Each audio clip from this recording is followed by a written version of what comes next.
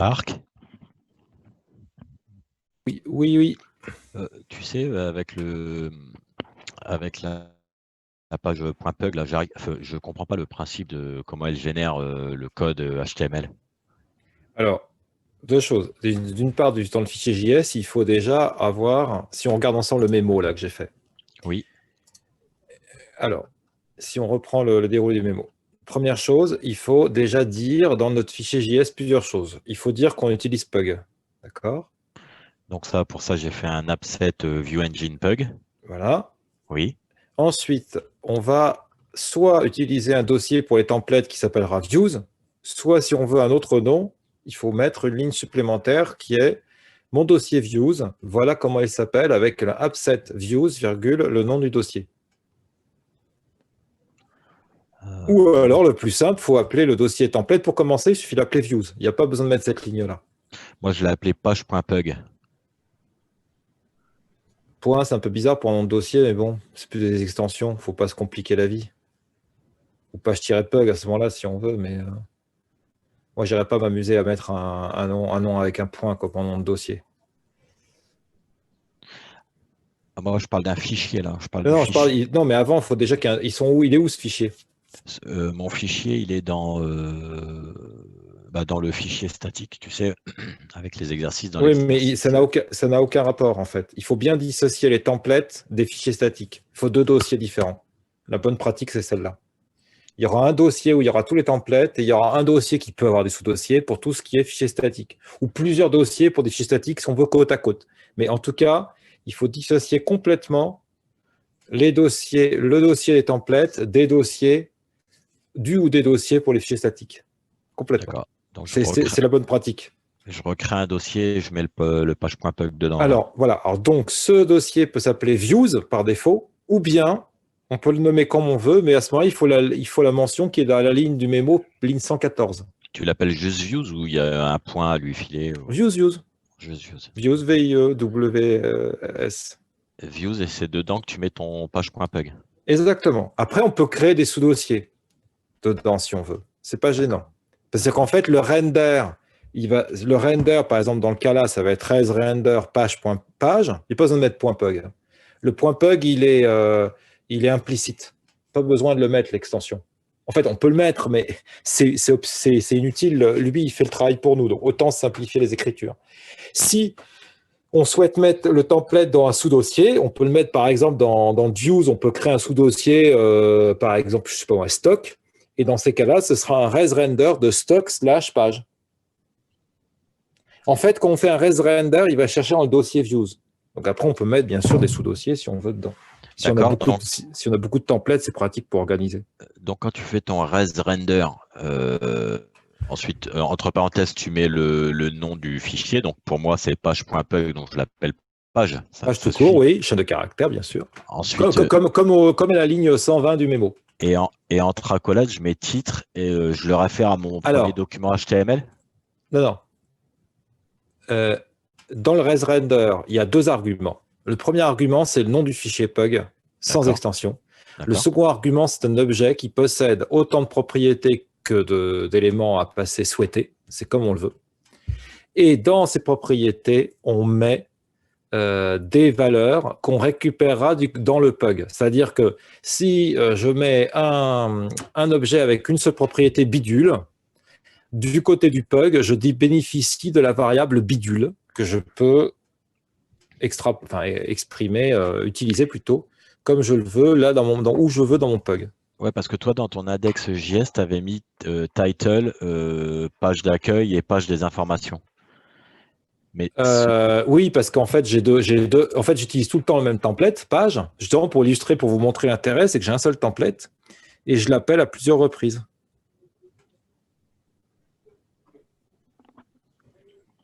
Et dans chacun, ben, finalement, comme dans mon template page.pug, j'ai une seule valeur qui est title. Donc, bien évidemment, il faut que je lui donne une valeur. Si je ne donne pas la valeur, ce qui va se passer lorsqu'il va faire le res render, il va me dire, mais title, qu'est-ce que ça vaut?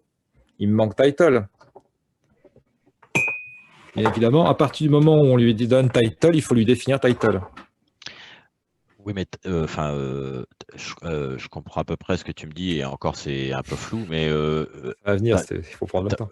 t'as bien créé à la base des fichiers HTML. Non, Pug. Un Ça- fichier Pug, c'est tout. Il n'y a pas de HTML, il n'y a plus de HTML. C'est lui qui s'occupe de le générer. Si Ah je fais une oui, d'accord. comparaison, c'est Non, parce comme que si... j'avais créé des fichiers HTML. Je fais une comparaison.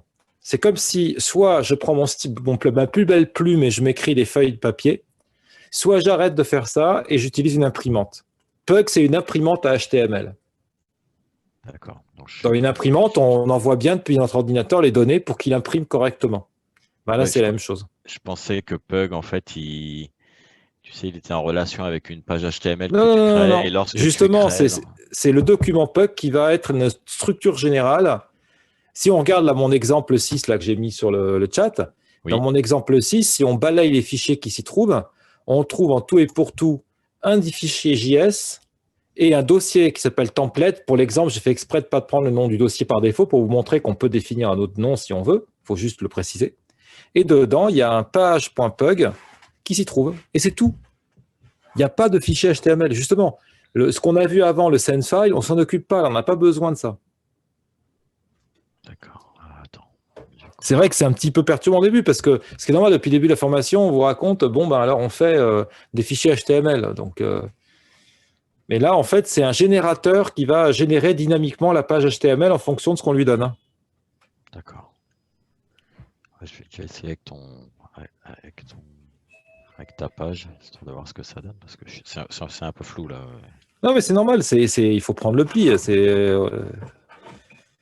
Paris, c'est pas fait en un jour. C'est normal qu'il faut prendre du temps pour apprendre, pour acquérir les notions. C'est parfaitement normal. Voilà, donc là, ça veut dire que si. Ok, bah, je vois ça marqué, je te dis si Oui, ça pas de marche. problème. Mais sinon, on peut faire un partage d'écran après. Puis de toute façon, je vous reviendrai sur Pug aujourd'hui. Aujourd'hui, on va vraiment se concentrer sur les templates. Et puis, enfin, ce matin en tout cas. Et puis cet après-midi, on verra les envois après de données, le traitement des données. Mais on va vraiment faire ça pas à pas, quoi. Donc, on prend bien le temps pour ça. Petite question, dans la documentation, Marc, on voit qu'ils font quand même un require de Pug. Or, Où ça? n'a pas fait. Bah, dans la documentation Getting Started de Pug, en fait. Ils font npm Ah install oui, et mais là, c'est différent. Là. Ça, pourquoi il fait ça? En fait, Pug, on peut l'utiliser soit comme on le fait ici, nous, à savoir, on l'utilise comme moteur de rendu, mais Pug, on peut l'utiliser indépendamment d'Express, voilà, et en fait, générer du Pug à la volée pour générer. En fait, il faut comprendre une chose. C'est que soit vous utilisez par exemple un Express.js et vous utilisez Pug et ça va générer la volée de HTML, soit par exemple, en fait, ce qui se passe, c'est que quand vous avez un serveur qui génère comme ça à la volée, il prend un peu de temps de calcul. Une autre solution, il faut savoir, il y a des versions évoluées sur des serveurs où vous avez en fait un système de cache où les HTML sont générés par la première personne qui se connecte et ensuite, pendant un certain temps, ça se règle, eh bien, les données seront déjà stockées, les HTML en clé sont déjà stockés sur le serveur. Donc, quand vous demandez la page, le visiteur suivant, il n'a pas besoin de faire générer la page, elle existe déjà. Ça veut dire que dans ces cas-là, on génère le Pug à l'avance. Donc là, en fait, dans l'exemple qui donne là, le Getting Start, eux, ils ont un require Pug et ils génèrent en fait le document. Mais ils génèrent un document, mais ils n'envoient pas le document, ils génèrent juste un document qu'ils vont stocker. Mais nous, on n'est pas dans ce schéma-là. En fait, nous, si on reprend l'exemple que je vous ai proposé, c'est que je prends pas l'exemple, je prends l'exemple, hein, bien le exemple 6, enfin le index.js d'exemple 6. En fait, ce qu'on fait, c'est qu'on utilise Pug qui va générer le document. En fait, le ResRender, qu'est-ce qu'il fait? Il prend des données, d'une part la référence à un Pug, d'autre part des données à fixer pour le Pug, là en l'occurrence ce title, il les donne à Pug. Pug retourne le document à, à, à Express et Express, il utilise les méthodes en fait de base de Node.js pour directement envoyer en fait le contenu document avec bien sûr l'entête 200. Et en fait, ce que fait Express, quand on fait un upset ViewEngine,Pug, lui, il fait le require en interne, mais c'est sa cuisine interne en fait. Nous, on s'en occupe pas. Mais on peut utiliser en fait Pug, façon de parler, manuellement en dehors, et là, dans ces cas, bien sûr, on fait require.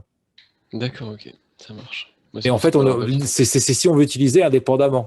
Mais justement, dans Express, il y a une intégration des moteurs de template, quels qu'ils soient, avec ce mécanisme qui est vrai pour n'importe quel moteur de template, à savoir, on fait un appset view engine, virgule, le nom du moteur de template, et après un appset views éventuel pour donner le nom du dossier si on l'a pas appelé views.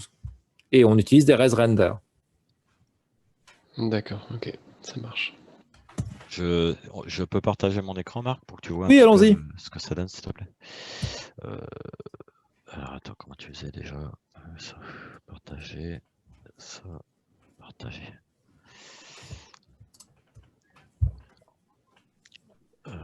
Donc, ça, c'est l'exercice 6, là. Ouais. Et là, je t'ai mis, donc j'ai mis la même chose que ce que tu avais mis là, tu sais, Mhm. dans le mémo. Mais quand je le lance, en fait, sur le serveur, il me donne cette erreur-là. Est-ce que Pug a été installé déjà? Oui, oui, je l'ai installé, oui. Ok. Alors, Enfin, l'erreur, il faudra remonter un peu dans la console ou l'agrandir parce que je vois pas le début. Parce que là, c'est at next, mais ce qui est un peu intéressant, c'est le début. Enfin, non pas que le reste soit pas suivi. En fait, là, c'est un peu le système des cascades, c'est-à-dire qu'une erreur en entraîne une autre. attends, tu veux que je fasse un clear et que... Non, non, ou juste remonter là où il y avait la ancienne commande, là, puisque c'est déjà fait, pas la peine de le relancer. Ben, l'ancienne commande. Une seconde, voilà, c'est bon. Ah, Non, c'est bon, c'est bon. Là, il y a C user, nanana, exercice 6. Et donc, fail to lookup. Alors, en fait, il nous dit quoi? Je n'ai pas réussi à trouver page dans le dossier ./template. Alors, à gauche, là, dans l'arborescence, on est dans quel dossier, là? alors, on est dans fichier statique. OK, Et et ben là, là, il y a un dossier views, d'accord? voilà, là, j'ai mis Et le... sauf que la ligne 33, là, à droite, là, on a déclaré que c'est template. Donc, il cherche un dossier template, sauf que là, les fichiers, ils sont bien en Ah oui, dossier views. Alors, il y a deux choses. Soit le dossier views, on le renomme, mais pas la peine. Faut effacer la ligne 33. Parce qu'en fait, views, c'est le nom par défaut. Si on fait ça, hop, on efface, on enregistre, on relance. Alors, c'est là où un node daemon serait pratique, ça évite d'avoir à lancer à chaque fois. Et ben, si on lance node exercice 6, voilà, suffit de, voilà, hop, il écoute et là, il est content parce qu'il trouve le dossier template, tout bêtement, qui d'accord. s'appelle le dossier views. En fait, il le disait, là, si on revoit l'erreur, il dit, enfin, je le traduis, voilà, il dit fail to lookup, c'est-à-dire que je n'arrive pas à trouver ce dossier template qu'on m'indique. Le upset views, c'est pour dire le dossier views, voilà comment il s'appelle. Et si on lui donne pas de upset views, il cherche un dossier views, ce qui est le cas ici. C'est plus clair ou c'est pas... Non, c'est encore flou. C'est Là, encore sur la flou, ligne Marc. là, juste qu'on regarde, il y a marqué failed. Donc, Oui, ici, là. échec, échec Hmm. pour lookup pour trouver, Oui, page, oui, dans le, et page dans un dans le dossier qui fichier. s'appelle template. Mais il n'y a pas de D'accord, dossier template de fait. Je parle pas du d'accord, 3-template, là on est dans le dossier 2. Parce que d'accord, ici, le dossier template, il s'appelle pas template. Enfin, le dossier template, il s'appelle views. d'accord.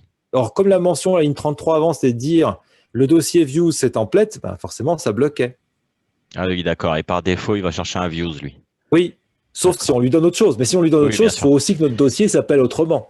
Si je l'avais appelé, je sais pas, Toto, Ah et bah, ben, en fait, j'aurais dû upset faire views, views virgule, point Toto. slash toto. D'accord, très bien. Point slash, hein, pour bien lui dire, c'est au même endroit. D'accord, très bien. Voilà, et là, c'est bon. Ça marche. Merci, Marc. Ah, de rien. Donc,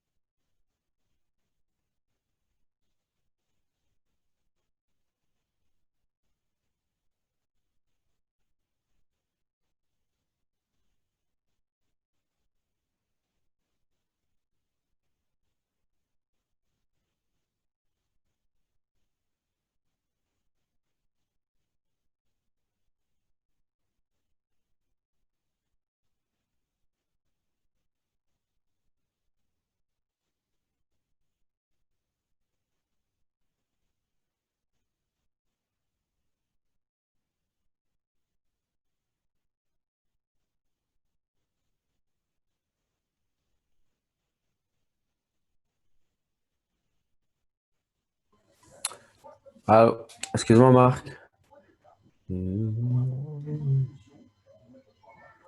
Hello. Oui, Je peux partager mon écran parce que je suis sur l'exercice ici, sur les routes là, mais ça marche pas. oui, vas-y, vas-y. Vite fait. Alors, tac, tac, écran.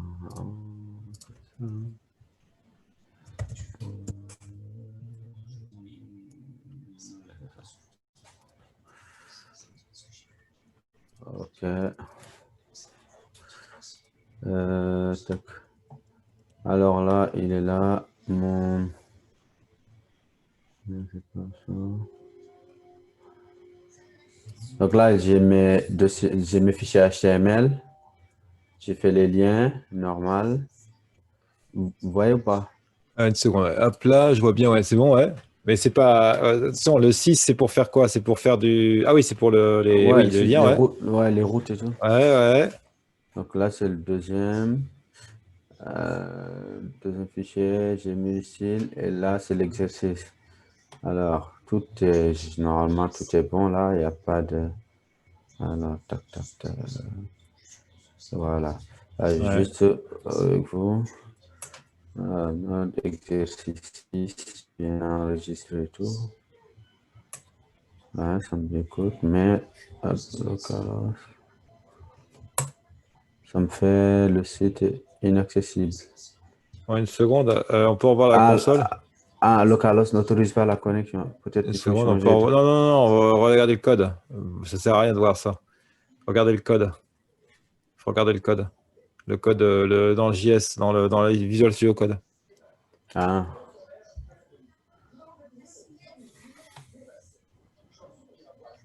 Alors, localhost, déjà c'est 8888, c'est normal, c'est pas le bon port d'écoute. ouais, oui, c'est vrai. Excuse-moi. Alors, ok. C'est 88.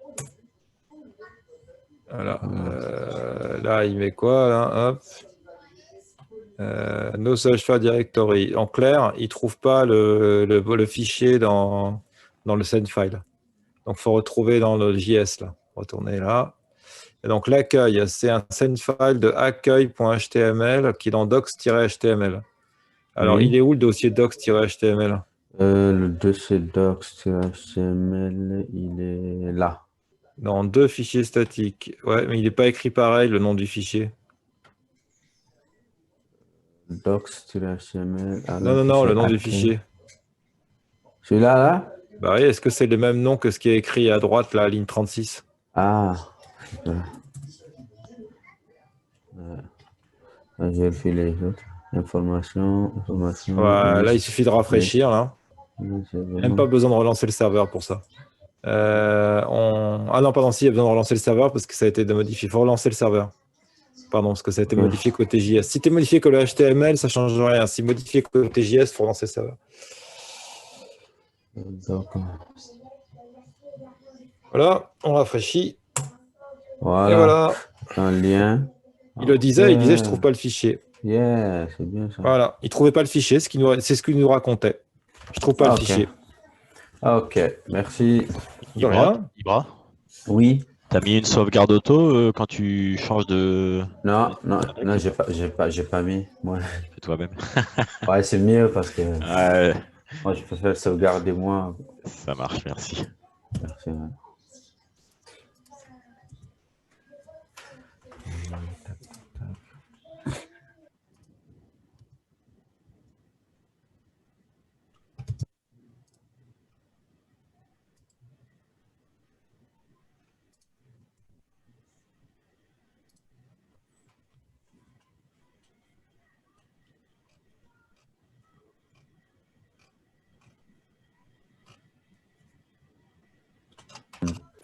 Excuse-moi, Marc. Oui. J'entends tout à l'heure les gens parler de l'exercice 6. Le template, ça commence bien à 7, hein, c'est ça? Oui. C'est l'exemple 6 qui est où il y a des temps. Ok, ça marche. Oui, c'est bon, c'est bon.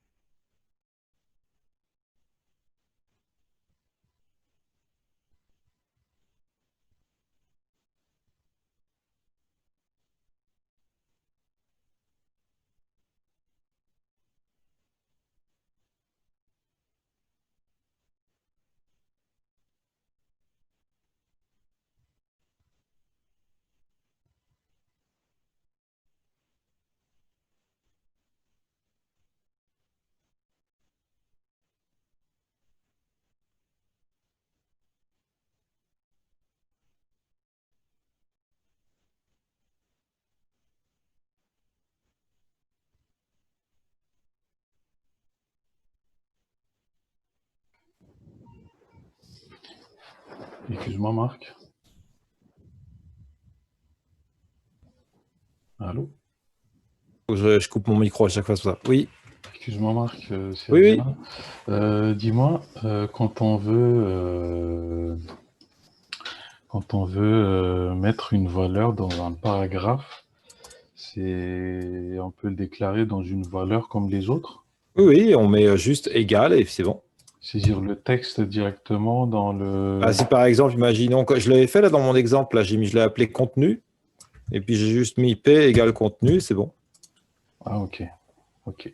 C'est vraiment quand n'importe quelle balise qui doit contenir une donnée, on met le nom de la balise égale et puis le nom de la variable. C'est tout. Et on peut mettre plusieurs valeurs qu'on veut dans une D'un page. objet, alors autant, souvent on en met plusieurs, hein. Parce qu'on met le D'accord, titre de la page, on va mettre pour telle balise le nom, enfin oui, bien sûr, bien sûr. On peut en mettre beaucoup. C'est pas ça gênant. marche. Merci. Je t'en prie.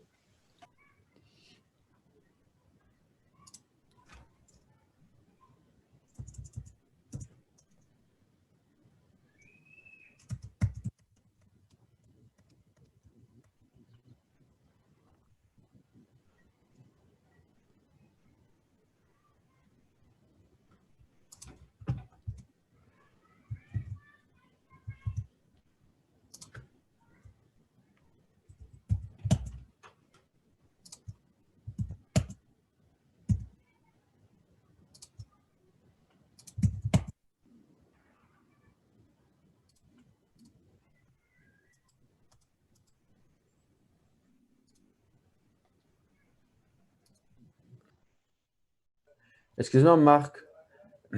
Oui, Pour utiliser Pug, le module, on doit l'installer dans le dossier là où on travaille, dans l'exercice. oui, il faut se mettre dans le dossier exercice Juste, et faire npm install pug. Ouais.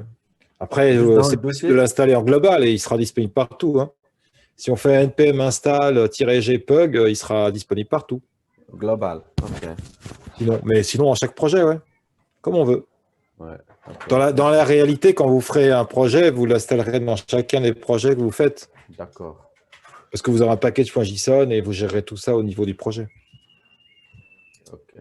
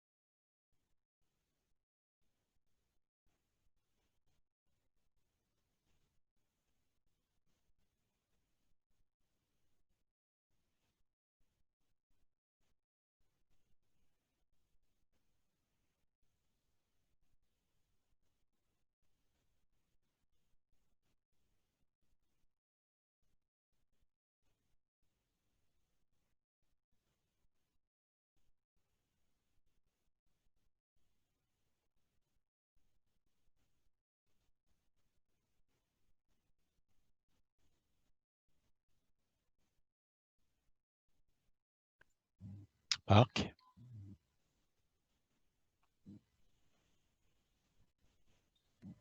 Oui. Le son. Voilà, c'est bon. Voilà, c'est le son, c'est toujours le son qui pose problème. Oui, son, on va reprendre ensemble aussi. Oui. Est-ce que je peux partager mon écran avec toi? Oui, allons-y, allons-y. Ça doit être un truc tout con, hein, parce que ça a fonctionné avant, je comprends pas là. Partager. Hop. Tu vois là, tu vois mon écran? Oui. Je suis passé donc sur le dossier template, le 7 là. D'accord. Donc j'ai toujours le fameux views. Oui, puisque c'est comme ça, il n'y a pas besoin de déclarer dans le fichier Ouais. JS. Hein. Donc je suis passé dans le dossier template et j'ai demandé l'exercice 7, mais il me lance pas sur mon, il veut pas me le lancer en fait sur le serveur et je Mais il n'arrive n'y a pas pas. d'erreur là, si on le relance là, dans le terminal. Bah j'ai essayé. Et là quand je fais entrer, il me le relance pas en fait. Alors. J'ai toujours. Euh... J'ai dû louper quelque chose, mais. Template, on est bien dans l'exercice 7 JS. Je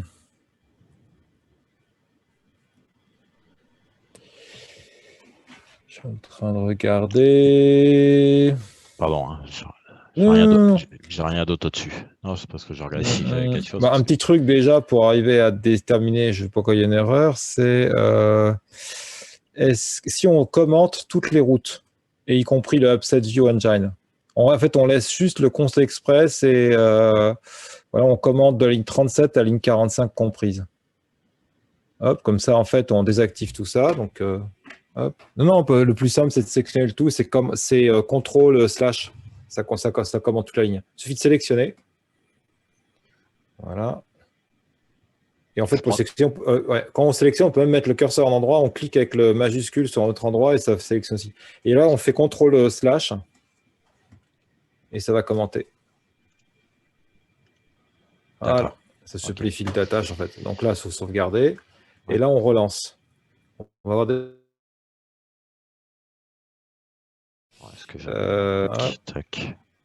Donc, il ressort Ah oui, 3-template, 3-template, on est bien dans le bon dossier. Il n'y a pas d'histoire de module. Le module, il est installé le Express, il est bien disponible, il n'y a pas de raison. Ah bah non, une seconde, je vois tout de suite.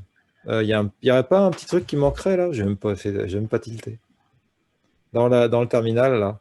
Comment on fait pour lancer un document j'ai pas mis Node. Je dois rajouter Node et le...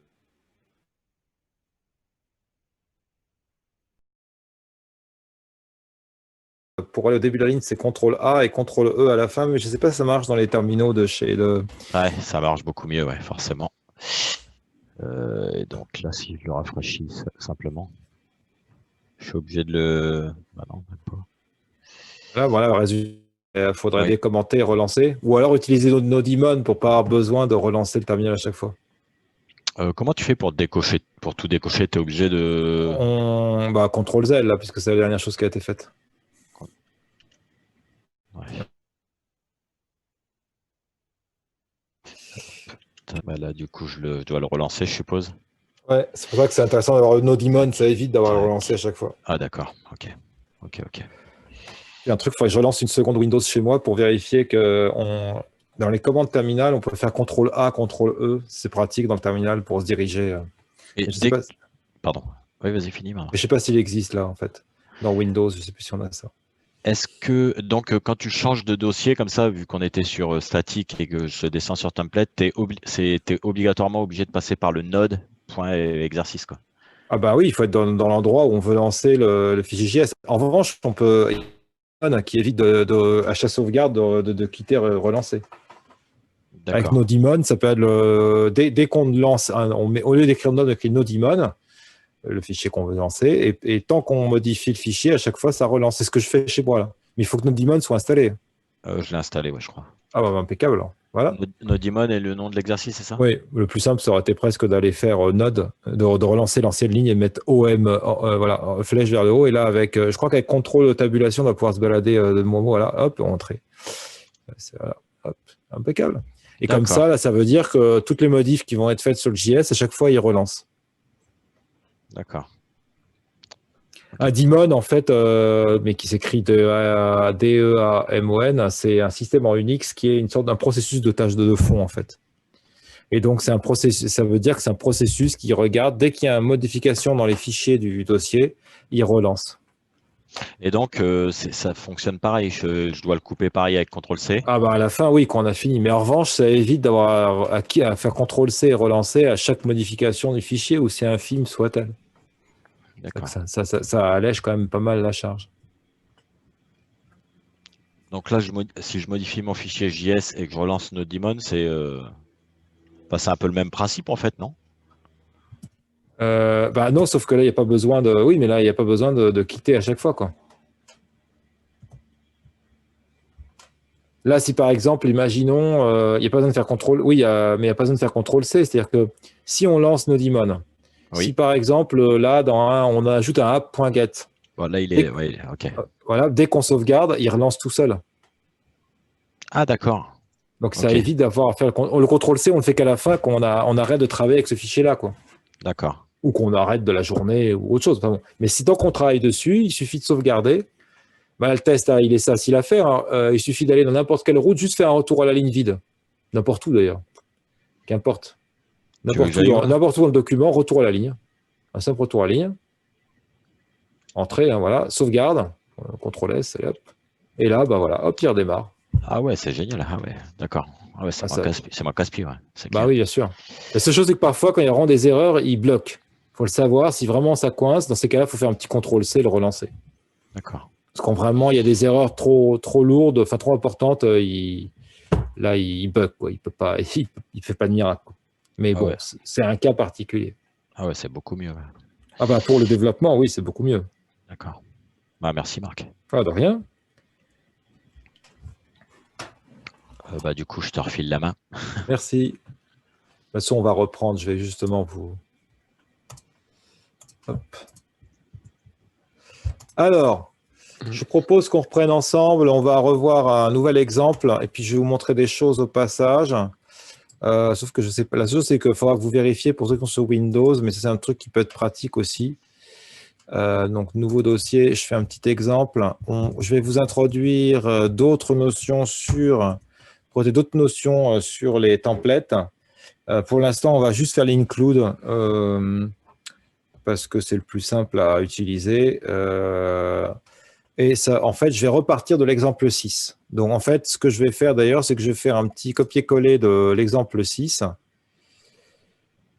Et je vais d'abord le faire évoluer et puis après, je vais vous montrer ce qu'on pourrait faire. Alors, je quitte d'ailleurs Nodimon au passage. Là, voilà. Alors, il faut savoir un truc, juste en passant le terminal. Je ne sais pas si ça marche sur Windows ou vérifier. Dans tous les terminaux Unix, ça marche. Si je fais CTRL-A, ça fait le début. Hein, comme A, la première de l'alphabet. Et la fin, c'est N en anglais. Donc, c'est CTRL-E. Regardez, vous voyez, mon curseur, il va de la fin au début. C'est pratique parce que ça évite d'aller vous promener. Pardon, parce que justement, moi, la touche. Alors, si il y a Alt avec les flèches qui marchent aussi, vous voyez. Mais bon, ça, c'est pratique pour aller très vite se déplacer son curseur. Ouais, ça sélectionne CTRL A sur Windows, ça sélectionne toute la ligne. Ouais. Ah, ça sélectionne toute la ligne hein, dans le terminal. Ah ouais. Ouais, c'est un peu moins bien. Parce que CTRL A, en fait, dans un terminal Unix, ça fait la première. Et... En revanche, est-ce que le Alt-clic permet de mettre son curseur à l'endroit qu'on souhaite? Comme je le fais là.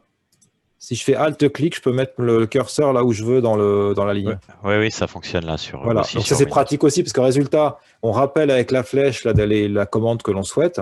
Ouais, tu te positionnes pour. Et après, on met voilà, exactement, on met son curseur là où on veut.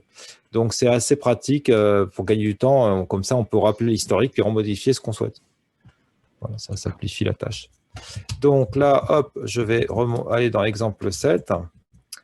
Je vais copier mon dossier. Ce que je vais faire, c'est que je prends le dossier template et index, je les copie et je me les colle là. Comme ça, je repars en fait avec la base de ce que j'ai dans le dossier. Mais on va un peu complexifier, enfin, ou plutôt enrichir les choses. Voilà, ça vous permet d'avoir le... Donc, pourquoi il ne veut pas me cacher? Voilà. Voilà, donc je repars là. J'ai donc dans l'exemple, attendez, je ferme tout ce que j'ai pour l'instant, sauf le mémo, je vous mettrai après un petit truc sur les templates. Et je retourne dans l'exemple 7. Et là, je vais proposer de faire ici une nouvelle page. Par exemple, je vais l'appeler article. C'est un article. Et je vais faire une autre route, mais je vais utiliser un autre template. D'accord? Pas le même que les deux premiers. Deux premières routes. Donc, res render. Alors, je n'ai pas encore écrit le template. Donc là, c'était les deux premiers. Là, vous voyez, c'était page qui était appelée. Et là, je vais mettre, je vais l'appeler document. Je fais exprès de ne pas mettre le même nom pour que vous preniez bien qu'il n'y a aucun rapport entre la route et le template qui est installé. Là, on remet un title. Et puis, je vais mettre ici, par exemple, comme titre un article. Et comme je l'avais fait précédemment, on va mettre une autre valeur qui va être contenu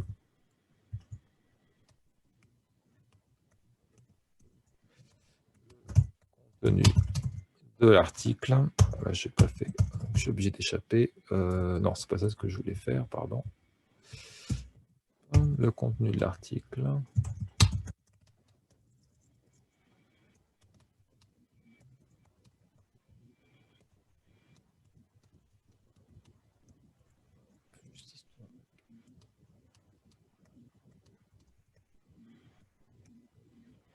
Voilà. Donc, nous voici avec ce contenu.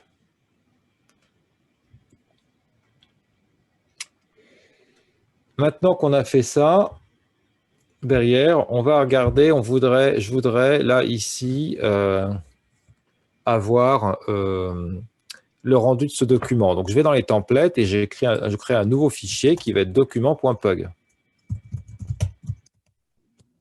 Vous voyez, dans mes templates, je vais faire le 6 là, j'ai document et page. Alors, bon, bah, même principe, hein, doctype HTML, hop, on fait le head, pardon, d'abord. Le title, on le met là. D'ailleurs, on va voir après une chose, on va voir ensemble la question de ce qui concerne pardon, les fichiers statiques. Hein. Je vais en réintroduire. Donc là, c'est title. On met, alors, pour gagner un peu de temps, là, je l'avais là-dedans. On met un nav, d'ailleurs. Tenez, et puis là, d'ailleurs, ce nav, il n'est pas suffisant. Donc, il faut faire un LIA. On va mettre href est égal à article.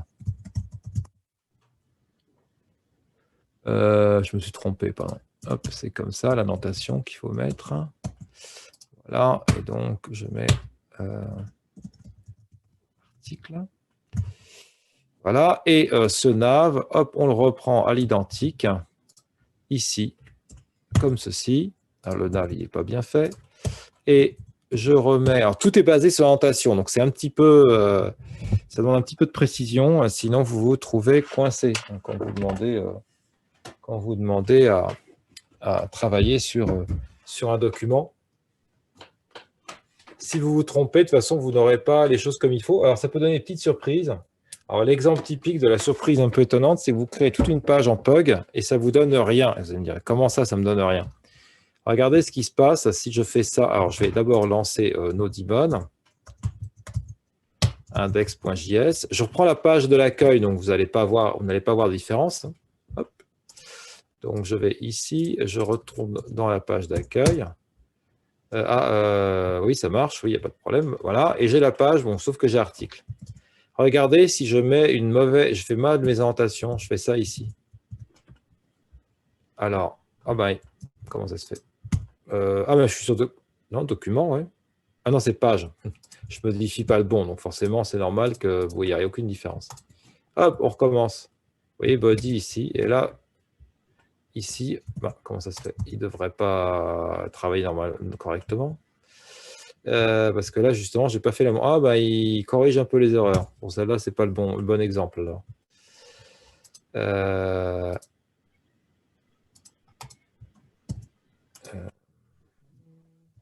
Normalement, ça ne va pas marcher. Bon, si je le fais là, ce sera encore pire. Là, je provoque un peu les choses. Voilà. Et là, vous voyez, vous n'avez plus rien. Pourquoi est-ce que title, il contient un peu trop de choses? Forcément. Alors, vous voyez, les indentations, il ne faut pas les faire n'importe comment. Sinon, vous êtes en train de dire là que tout ce qui est body haute, c'est compris dans title.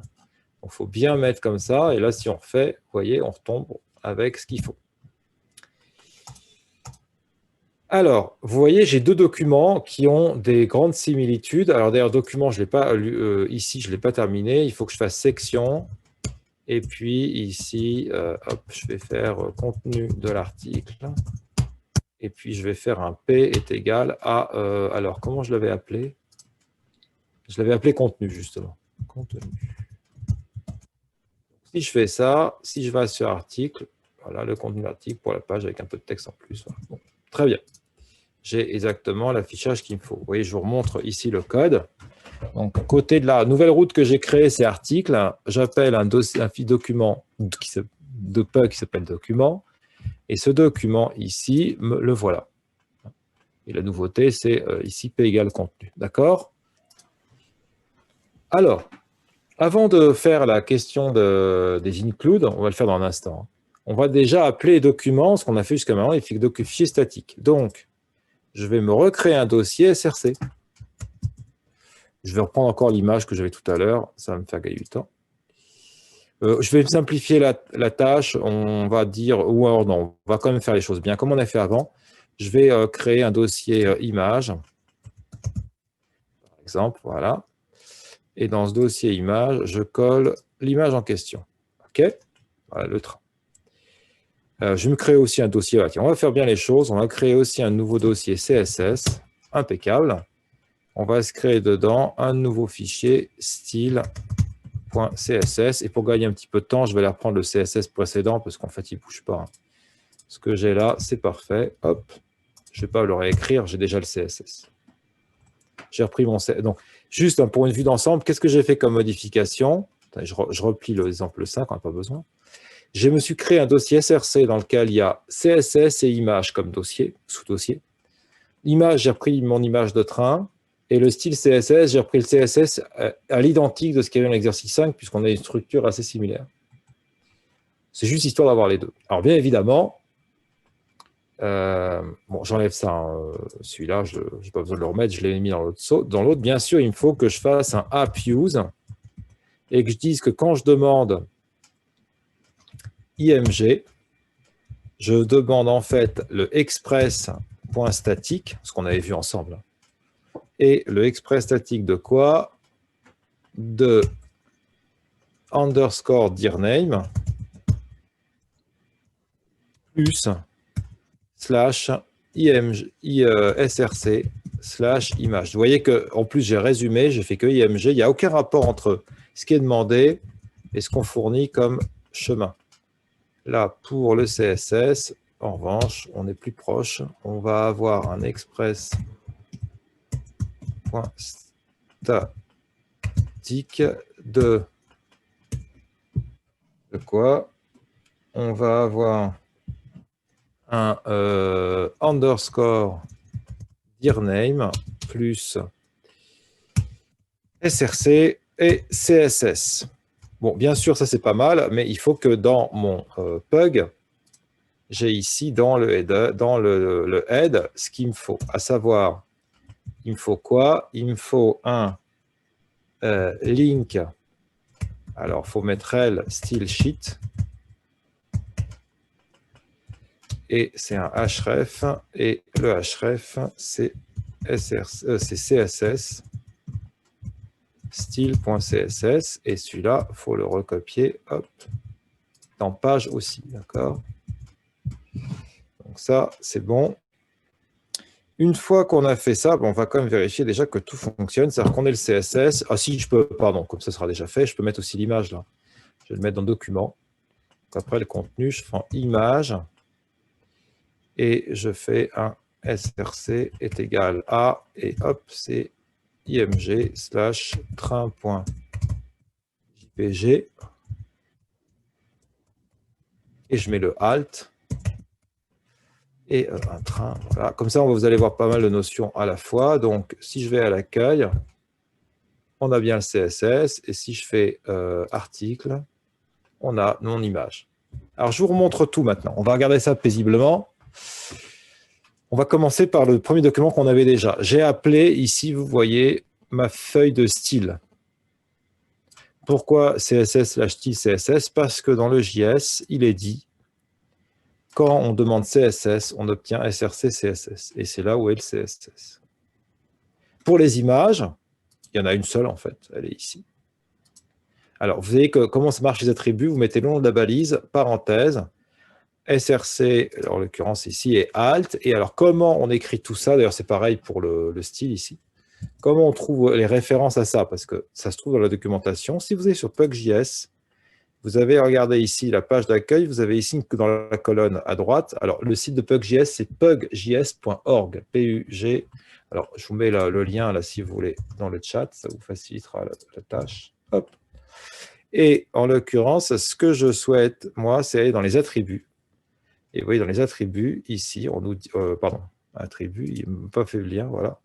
Vous voyez, quand on veut plusieurs attributs, alors c'est dommage parce qu'il redimensionne un peu, on voit, il y a A, class, button, href, ceci. L'ordre n'importe pas. Voilà.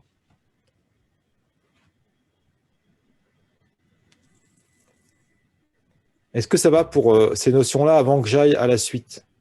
Est-ce qu'il y a des questions là-dessus? Il ne faut pas hésiter, parce que j'entends quelqu'un me poser des questions, donc j'espère, je souhaite que pour les autres ce soit très clair, mais il ne faut pas hésiter à s'exprimer, à dire s'il y a des choses qui bloquent. Est-ce que c'est bon pour tout le monde, là, cette notion d'attribut et Moi, je voudrais bien que tu réexpliques l'exercice, Marc, si ça ne te dérange pas. Ah, bien sûr, bien sûr. Alors, qu'est-ce que j'ai fait par rapport au 6? Ce que j'ai fait par rapport au 6, on va voir dans le JS déjà. J'ai ajouté une nouvelle route. Dans cette nouvelle route, j'ai ajouté je n'appelle plus le même pug qu'avant. Là, vous voyez, il y a resRender page dans les deux cas. Là, ici, c'est un resRender document. OK. Donc ça, c'est point 1. Nouvelle route avec un nouveau pug qui est appelé. Ensuite, ça, c'est des premiers éléments. Ce nouveau pug étant appelé, dans les deux pugs, qu'est-ce qu'on trouve? Alors, je vais réduire ça et je vais, pour l'instant, fermer le terminal. Comme ça, je peux vous mettre les deux pugs côte à côte. Vous pouvez les comparer facilement. Regardez bien. Le haut du pug est identique, title, title. Il y a un lien vers le CSS. Et ce que je vous ai expliqué, c'est que quand on veut mettre plusieurs attributs, les balises, on les nomme comme vous les nommez en HTML, hormis les chevrons. Donc, vous mettez le nom de la balise. Là, c'est la balise link. Parenthèse, bien attaché. Hein. Les attributs, il faut que ce soit attaché. Et vous mettez tout ce que vous voulez comme attribut. Alors moi, j'ai une convention que je me suis donnée. Comme on est comme un HTML, je mets des guillemets doubles. Mais vous verrez, dans la documentation, il met des guillemets simples et ça marche à l'identique. Faites-vous votre avis. Il n'y a pas de bonne règle. C'est une convention que vous vous donnez. Moi, je considère que si ça doit générer du HTML, donc je mets des guillemets doubles. Et bon, c'est uniquement, vous savez, un petit choix. Ça ne change rien dans le fonctionnement général. Ensuite, regardez bien la suite. Body, header, H1, voilà, et title, le nav, très bien, OK. Qu'est-ce qu'on peut remarquer ici? On peut remarquer que j'ai fait, pour l'image, j'ai fait la même chose, j'ai mis deux attributs. Comment on trouve ce chemin de l'image? Comme pour le chemin du CSS. J'ai repris ce qu'on avait vu pour les fichiers statiques, à savoir, alors je vais le remettre côte à côte, comme ça vous aurez plus de place. Ce sera mieux s'il n'y aura pas de retour à la ligne. Vous voyez, il y a deux appuse. L'ordre n'importe pas. Hein. Je peux faire d'abord l'appuse CSS, d'abord l'appuse image. Parce que certains peuvent se dire, oui, mais comme le CSS, on l'appelle dans le head, il faut l'appeler avant. Ça n'importe pas pourquoi. Ça, c'est déclaré et au chargement, quand on démarre le serveur, ces deux chemins sont gérés. Et à chaque fois qu'on appelle une route, Et quand on appelle les fichiers, c'est comme des routes, hein, des fichiers statiques, en fait, il balaye ces deux éléments. Donc, en fait, séquentiellement, qu'est-ce qui se passe? Quand j'appelle une route, que ce soit information ou article, par exemple l'article, puisque dans l'article, il y a l'image, le resRender va envoyer un document HTML, générer un document HTML qui est envoyé au client. Dans le client, il y a des SRC ou des href, suivant les éléments. Et ces éléments, ils sont envoyés au navigateur, parce que le navigateur les demande, et il demande par exemple /image, et on trouve une image dans SRC image, /img, /css, on trouve dans SRC CSS. Dans les deux cas, il va chercher dans les dossiers correspondants en fonction des informations mentionnées là. Donc, si on reprend notre Pug, vous voyez, on a ces attributs qui permettent de pointer, et on suit en cela la règle de la documentation qui dit quand vous voulez mettre un attribut ou des attributs, entre parenthèses, nom de l'attribut, et le séparateur, c'est l'espace. Ok. Cela étant dit, c'est exactement comme en HTML brut. Hein. Regardez, en HTML, juste repenser à un truc tout bête. Imaginons qu'en HTML, vous écriviez une image. D'ailleurs, je peux même le faire avec element pour gagner le temps. Ben, les attributs, vous voyez bien qu'ils sont séparés par des espaces. Donc, ça suit la même convention. Il n'y a pas de changement. En fait, si on veut faire une comparaison pied à pied, voilà la version en réel HTML et voilà la version en Pug. Voilà. Vous voyez comme ça la manière dont il y a un lien, se fait le lien entre les deux. En clair, ben, en fait, le JavaScript, il balaye ça, et quand il balaye ça, il génère ce genre de choses. C'est aussi simple que ça. Et ce n'est pas un système supra-intelligent, c'est-à-dire que quand il génère, c'est-à-dire qu'il écrit les attributs tels que vous lui fournissez. Et si vous lui racontez n'importe quoi, ben, il fera n'importe quoi. Il faut être conscient de ça. À telle enseigne, c'est que si je prends ici, là où il y a l'image, si au lieu de SRC, je fais truc, comme ce TRC par exemple, regardez ce que ça va donner. Bien sûr, l'image, elle ne s'affiche plus. Mais pour vous montrer ça, regardez, il a créé un attribut TRC. Vous voyez, en fait, Pug, il est très bête. Hein. Il prend tout ce que vous lui donnez, il écrit les attributs tels quels. Enfin, il n'est pas très bête, parce que si on veut écrire des attributs un peu spécifiques, on peut le faire. Je vous avais montré en jQuery qu'on pouvait, ou d'ailleurs en JavaScript pur, on peut créer des attributs arbitraires qui n'ont pas de sens en HTML. Bon, bien sûr, on va remettre SRC, ce qu'on veut, c'est afficher l'image. D'accord. Voilà, mais c'est pour que vous compreniez bien la manière dont fonctionne Pug. Pug, entre parenthèses, il voit le format un texte égale, entre guillemets, autre chose, un autre texte, et il génère la même chose dans la balise, et séparer le nom de la balise par des espaces chaque fois. Quoi. Enfin, un espace chaque fois. C'est tout ce qu'il fait. Voilà. Et donc, avec ça, il nous génère le document, mais pour l'instant, en fait, j'ai créé deux documents côte à côte, vous voyez. Or, si on compare les documents, il y a ça qui est commun aux deux, vous êtes d'accord? On appelle le CSS dans les deux. Et puis, on a aussi tout le nav qui est commun. En informatique, on n'aime pas les répétitions. Mais en fait, je vous dis, en informatique, c'est vrai de partout. Je suis sûr, dans votre vie, vous avez plusieurs fois fait les actes répétitifs, et vous le savez bien, quand on fait les actes répétitifs, on a vite fait de se tromper. Hein. Si vous envoyez des cartes postales, ce pas des cartes postales, mais vous envoyez, je ne sais pas moi, une invitation par courrier, parce que c'est pour une grande fête, vous l'envoyez à 50 personnes, faut s'y reprendre à 2 fois, parce qu'on a vite fait de mal glisser les enveloppes dans les papiers en chaque enveloppe. Si c'est la même chose, ou d'oublier dans une des enveloppes de mettre le carton, si il y a le carton d'invitation avec une petite, je ne sais pas moi, des images en plus à côté du carton d'invitation, on a oublié l'image dans l'une des 50 enveloppes. C'est répétitif. En informatique, on a une chance, c'est que c'est l'ordinateur qui a fait la répétition pour nous. Et l'ordinateur, lui, il ne peut jamais se tromper quand il répète. Il fait exactement ce qu'on lui dit de faire. Ça veut dire qu'on a intérêt à faire ce que vous avez fait en programmation, en JavaScript depuis le début, dès que vous êtes mis pied à étrier, c'est faire ce qu'on appelle de la factorisation. D'ailleurs, en fait, on le fait aussi en CSS. Hein. Une classe, c'est jamais qu'un système de factorisation. Plutôt qu'appliquer un style sur chaque balise, toutes les fois où on a besoin du même style, on crée une classe et on écrit la classe sur chacune des balises. Eh bien, on a en Pug cette possibilité de faire de la factorisation, autrement dit, de regrouper des codes qui sont identiques. Alors, on va aller voir ça dans la documentation sur le site de Pug. Ici, vous avez ici, alors il y a les extends et les include. Alors extends, je laisse de côté, la notion est plus complexe et j'allais dire, on peut très bien s'en passer la plupart du temps. Regardez le principe du include. Vous avez un fichier qui est le fichier, on va l'appeler le fichier principal et les fichiers secondaires, mais ce n'est pas une dénomination officielle, c'est juste des termes que j'utilise pour essayer de vous faire comprendre les choses. Si vous préférez, c'est un petit peu comme si vous faites préparer un repas, vous préparez le plat par exemple, vous préparez d'un côté la viande, de l'autre côté le légume, une petite salade pour compléter, et puis vous mettez le tout dans l'assiette ensuite. Votre assiette, c'est l'élément principal, et puis chacun des éléments secondaires, vous les préparez à part et vous les rassemblez dans l'assiette ensuite. Voilà. On va dire les choses comme ça. Ah, c'est pareil, là, ici, vous voyez, vous avez un fichier général. Et quand vous regardez ce fichier général, alors ce que je vais faire, c'est que je vais aller copier les codes qui sont là, et je vais les mettre côte à côte. Alors, vous voyez, regardez, je mets ça côte à côte. Je déclare pour chacun qu'on est en train de faire du PUG, comme ça, on a la raccourci syntaxique. Hop. Et donc là, pardon, hop, j'y étais presque.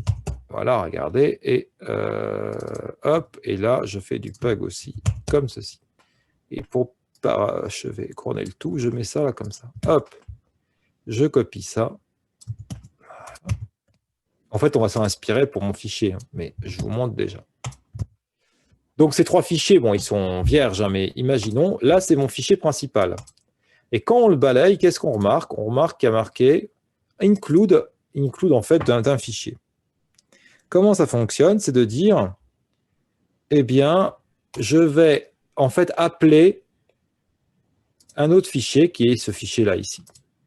Qu'est-ce qui va se passer? Eh bien, il va prendre tout ce bloc de texte et il va l'insérer ici. Pareil pour celui-là. Regardez ça, il va aller prendre ce bloc-là. Enfin, ça, c'est du commentaire, on s'en fiche. Ça, il va l'insérer là. Enfin, il va l'insérer aussi le commentaire, mais le commentaire n'a aucun effet technique. L'idée, bien évidemment, là, vu comme ça, on se dit, mais pourquoi séparer en trois ce qu'on peut faire en un? Mais l'idée, c'est que vous avez en fait plusieurs documents principaux qui vont se différencier par certaines caractéristiques, mais qui ont en commun des éléments. Et on n'a pas envie d'avoir à réécrire à chaque fois ces éléments et plutôt de factoriser les choses. Alors maintenant, si je transpose par rapport à ma situation concrète, là, de ce que je suis en train de faire, parce que c'est encore plus parlant, je pense. Alors, ici, vous voyez mon dossier template. Je vais créer un dossier includes. Je peux l'appeler comme bon me semble. Mais autant utiliser includes, d'abord, c'est un terme un peu classique, informatique en parlant, donc on a le droit à une petite icône par la même occasion, c'est toujours ça de gagner. Et puis, bon, ça dit bien ce que ça fait, c'est-à-dire que ce sont les éléments inclus. Qu'est-ce que je peux inclure, moi? Je peux déjà inclure le head. Vous voyez, le head, il est commun, et je pourrais inclure aussi le nav. Alors, allons-y. On va commencer par le head, on va y aller pas à pas. Dans mon include, je fais un nouveau fichier que j'appelle, alors on ne va pas réinventer la poudre, hein, donc on va réinventer voilà, la roue plutôt, donc on va créer un head.pug, autant l'appeler tel qu'il est. Là, j'enlève, je peux l'enlever sur les deux pages, mais je vais commencer par une.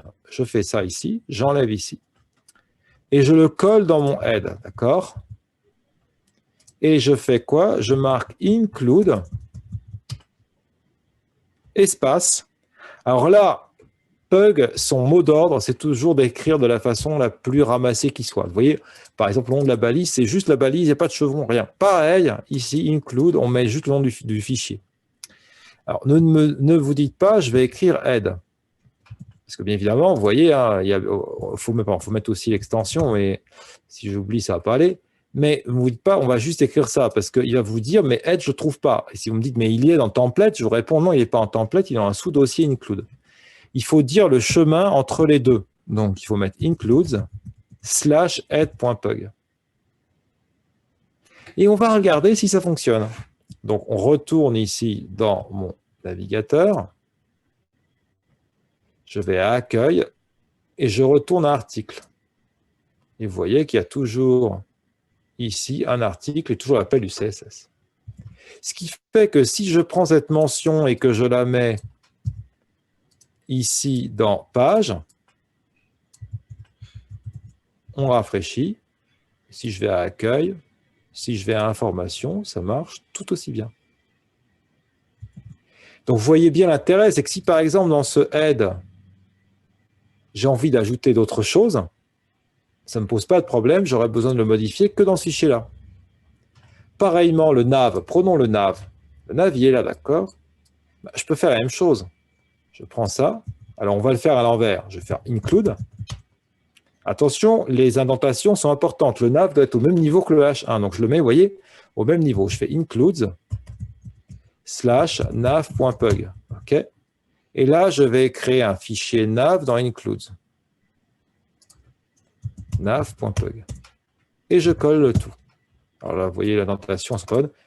Il faut que je remette ça comme ça. Et ce que je viens de faire ici, pardon, ce n'est pas le bon fichier, ça le edge, je peux le fermer. Ce que je viens de faire ici, je peux faire à l'identique là. Toc. Et on va vérifier que la navigation passe bien. Et elle passe effectivement parfaitement bien. Le meilleur exemple que je puisse vous montrer, c'est que vous allez me dire, mais qu'est-ce qui nous prouve que ça a changé? Regardez. Je vais aller ici et je vais faire un... Alors, c'est un faux LI parce qu'il n'y a rien. Je vais juste mettre ajout. Ah, pardon. Je vais faire LI. Je n'ai même pas besoin de mettre d'ailleurs comme ça. Ajout. Voilà. Regardez. Ajout, il est là. Et il est aussi... Enfin, il est là, quelle que soit la page que j'affiche. Ce qui est logique puisque les deux pugs, je mets ça en l'un en dessous de l'autre. Les deux pugs, ils ont un include nav / nav.pug. Include / nav.pug. Et donc, j'ai besoin uniquement de modifier dans un seul emplacement et non pas les deux. Ce qui est quand même assez intéressant. Bon, j'enlève ce ajout qui ne me sert à rien. Et il suffit que je l'enlève et regardez, il disparaît. Il n'est plus disponible nulle part. Alors. Est-ce que par rapport à ça, il y a des questions? Vous voulez que je réexplique, que je détaille tel ou tel élément? Dites-moi. Non, mais dans l'exercice 8, je sais pas, j'ai dû faire quelque chose de travers. Pourtant, je vois pas. On peut partager l'écran. Ouais, là, je vois pas du tout. J'ai regardé un peu partout et. Tac. Non, faire écran carrément. Ok. Donc, j'ai ça. Je suis censé transmettre donc un res.render. Index, donc c'est mon fichier index. Non, il y a un problème. C'est un seul objet.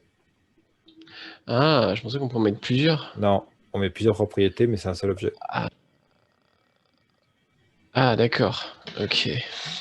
Mais la meilleure manière de s'en apercevoir, c'est si on va regarder la documentation de Express.js, on va dans API référence, donc là c'est la 4, et à gauche, il y a response.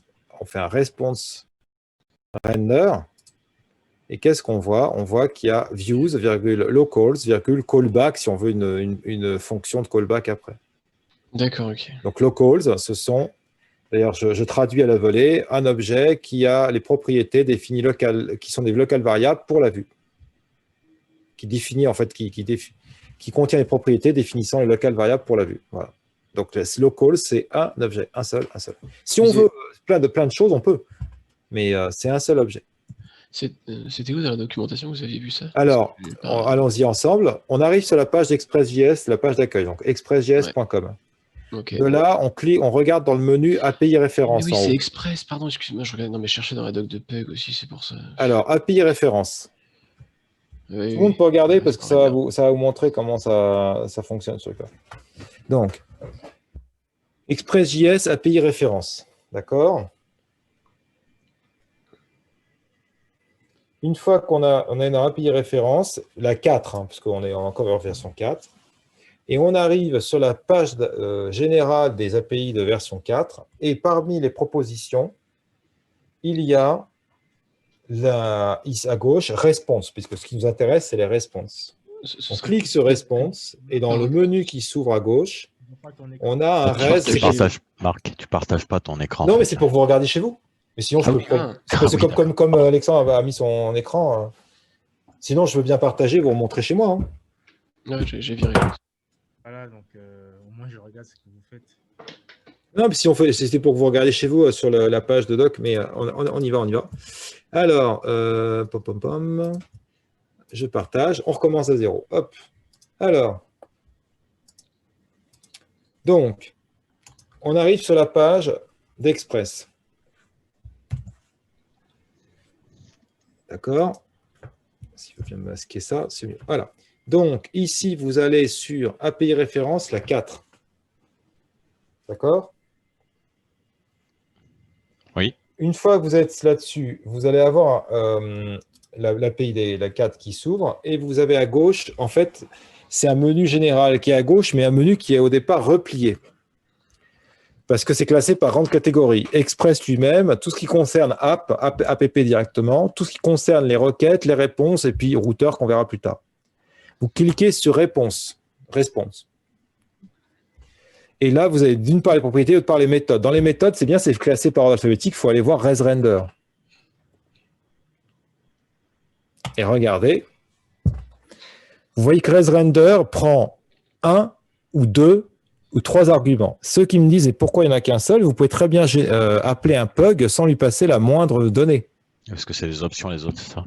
Voilà. Oui, quand c'est entre crochets, c'est toujours des options. C'est quelque chose qui existe partout. Vous allez voir sur le site de jQuery, vous verrez, c'est une convention en informatique, les entre crochets, c'est optionnel. En fait, ou sur le site de l'MDN, en fait, le truc, c'est que vous pouvez très bien faire un resRender d'un fichier pug statique au sens qu'il n'a pas de variation. Regardez, juste pour vous montrer sur le principe. Je peux très bien créer un fichier pug ici. Dans ce fichier pug, je ne vais même pas mettre de CSS. Ici, le H1, il n'y a pas de égal, titre de la page. Bon, là, je vais mettre un head. Là, il y aura title, hop, titre de la page. En clair, c'est fixé dans le pug. Il n'y a pas de variable à lui passer. En bien évidemment, vous me direz quel est l'intérêt puisqu'on ne peut pas changer. Mais là, si je prends ce document, imaginons qu'il s'appelle index.pug, ben je fais un resRender de index.pug et c'est tout. Je n'ai pas besoin d'en faire plus puisqu'il n'y a aucune valeur à définir. Regardez, il n'y a pas de égal. Hein, dans Pug, quand vous mettez la balise espace du texte, ça va afficher le texte brut de fonderie, tel quel. Donc, dans ces cas-là, il n'y a pas à définir quoi que ce soit. Donc, ça explique, si on regarde les cotations, que ça, ce soit entre crochets. Si vous avez des variables à exprimer, par exemple, au lieu de cela, il y aurait par exemple ici égal à, et je vais faire exprès, je vais faire titre de la page. Ben, ça veut dire que du côté du JS, qu'est-ce qu'on va avoir? Je vous le mets en bas là pour que vous puissiez bien le voir, hop, indépendamment.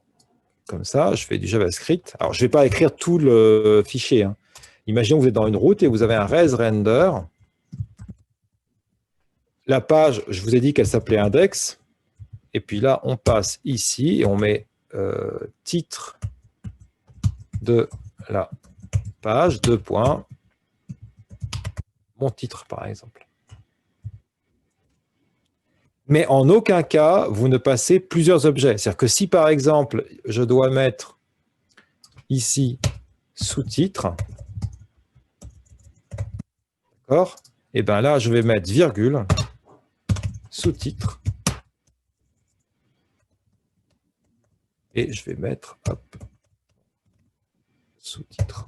D'accord? Et le principe, ça, il y a deux valeurs à passer, ben, je les définis dans un seul objet. On verra plus tard qu'il peut être intéressant de créer un objet au début de sa route, dans sa route, de peu à peu stocker des données, et puis à la fin de faire un resRender, le nom du pug, virgule, la variable qui contient l'objet en question. Et évidemment, il y a des cas où en fait, vous allez peu à peu pourvoir à l'objet en question. Mais sinon, vous écrivez un objet dans... Si vous trouvez ça casse-pied d'écrire comme ça, bien évidemment, vous pouvez faire ça. Hein. Regardez, si j'écris ça... Attendez, s'il veut bien... Ah, zut. Parce que là, c'est Zoom qui se met en place, mais je voudrais qu'il ne me fasse pas l'autocomplétion. Si je fais ça, ou plutôt que setting, je vais mettre values. Vous êtes d'accord que c'est la même chose? Bon, ça paraît tellement trivial, écrit comme ça, mais... Voilà, si vous voulez que le resRender ne soit pas trop long, vous n'ayez pas la parenthèse à la ligne, vous mettez les values avant et puis vous le passez comme argument, comme second argument du resRender. Hein. Qu'importe. Est-ce que ça va comme ça? Vous comprenez bien le principe de fonctionnement du res render? Laissez de côté le troisième argument, les callbacks. Vous aurez rarement à faire ça, quoi. Est-ce qu'il y a des questions là-dessus? Allez-y, hein, tout ce qui vous passe par l'esprit. Peut-être que vous avez l'estomac qui gargouille parce qu'on arrive à 13 h, mais si vous avez encore un peu de cerveau à concentrer à autre chose qu'à la nourriture, dites-moi, posez les questions. Allez-y.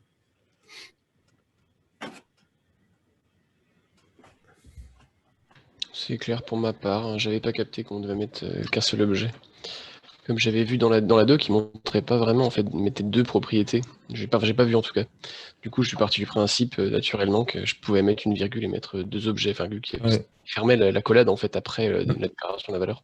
Non, mais autant de propriétés qu'on veut. On peut en mettre des quantités astronomiques. Donc, ce qui veut dire que, vraiment, d'une manière générale, c'est vrai que je vous montre la doc aussi.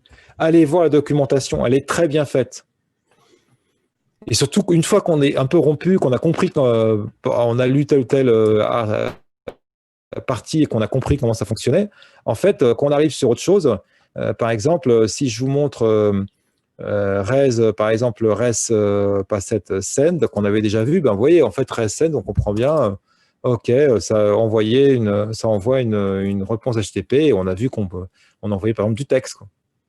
Voilà, comme ça. Enfin, c'est ce qu'on a fait au début, mais oui, en fait, il y a plein d'exemples. Et puis, à chaque fois, ici, c'est bien expliqué. Body, ils définissent à chaque fois comment ça se fait. Par exemple, le send file, voilà, paf, option.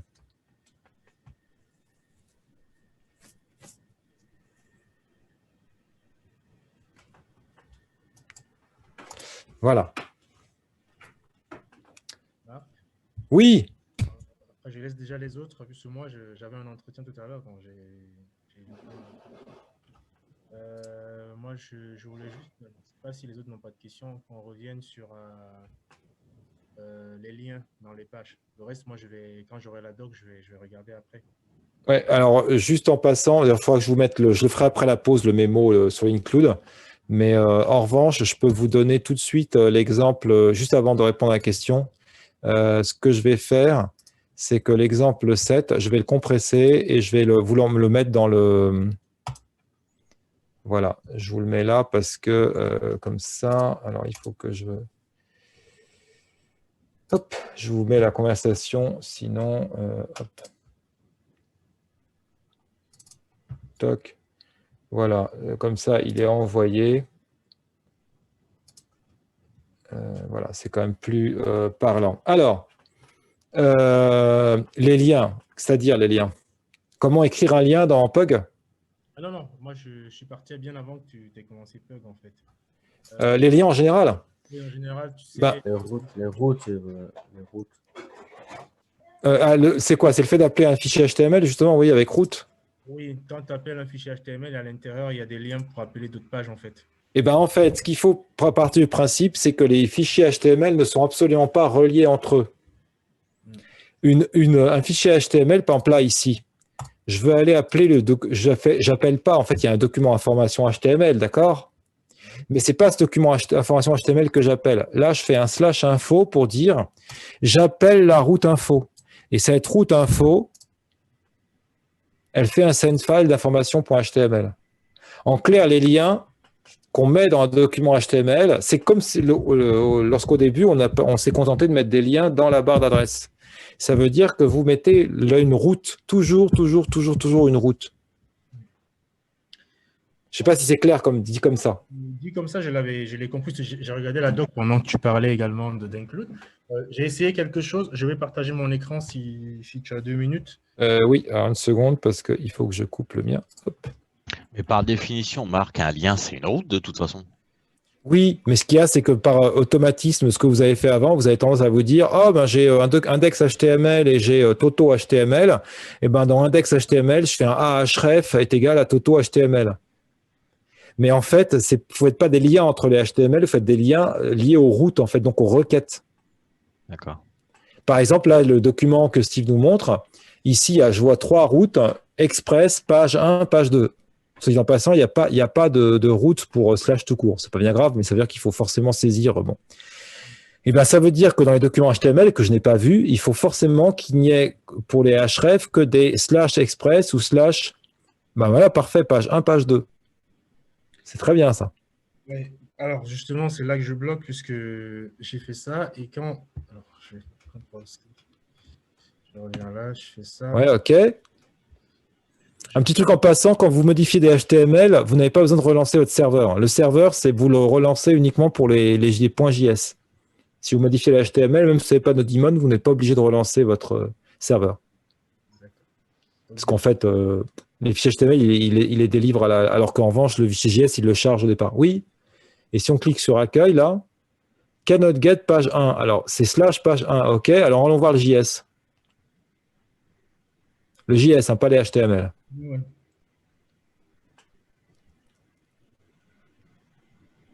Alors, pourtant, il y a bien la route page 1.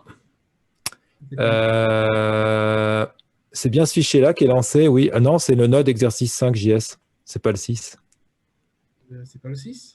Ah non, moi, dans le terminal, là, je vois écrire node exercice 5 JS. Autant pour moi. Parce que là, tout colle. Mais il suffit de faire historique, et puis aller modifier le 5. Hop, en faisant 6, toc, entrée. Et là, je suis sûr que ça marche. Si on fait rafraîchissement au navigateur, ça devrait marcher. Voilà. Et là, accueil. Alors,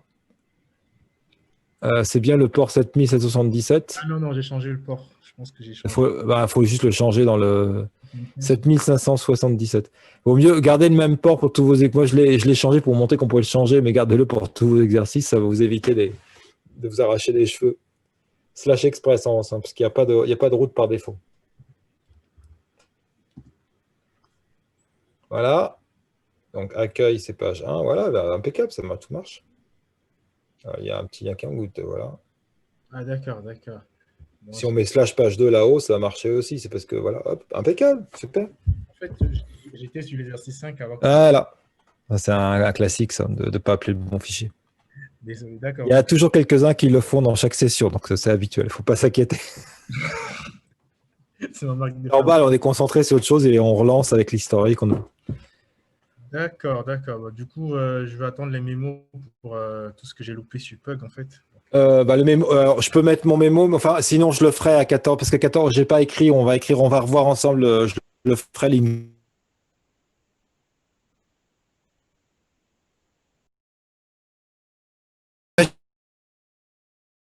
De documentation qui détaille très bien. Bonne mois, et puis on se retrouve dans 13h03, 14h45. Bon appétit à tout le monde. À tout à l'heure.